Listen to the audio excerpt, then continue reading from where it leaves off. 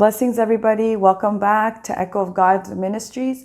We're so happy to be here with you. I have a short word that I want to share with you. If we go to Ephesians 6:10 and on till verse 17, it says, "A final word, be strong in the Lord and in his mighty power. Put on all the armor of God so that you will be able to stand firm against all strategies of the devil.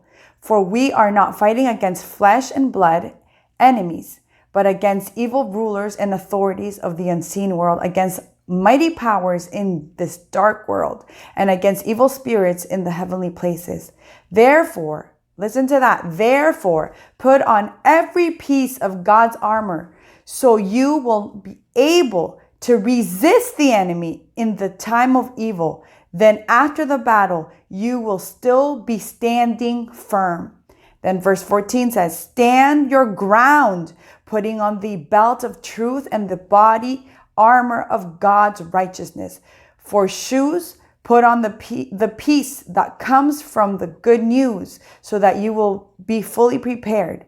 Verse 16, "In addition to all of these, hold up the shield of faith to stop any fiery arrows of the devil." 17, "But put on salvation as your helmet and take this word of the Spirit, which is the word of God." So last night, I was in warfare with the enemy, and I could feel that there was a great opposition. And I began to just declare that the enemy's schemes were being destroyed and that his agenda was being exposed. And I could feel that evil presence, when you're just coming against the enemy. And then at night when I went to bed, I think it was at around 2 a.m. I went to bed after I had prayed, and then I had a dream and I saw Satan, and he was assigning demons over people's lives. But a lot of the time we think demons are hovering over people or in people, or, we get these images in our heads. But what the Lord was showing me was demons that were being assigned by Satan, and they were holding on literally to people's ankles, just holding them down. Then the demons were in a laying down position, their stomach down to the ground, holding on to them. And these demons were horrific. They were just horrible. They looked terrible. And so people were trying to take steps, and these demons wouldn't allow them to walk.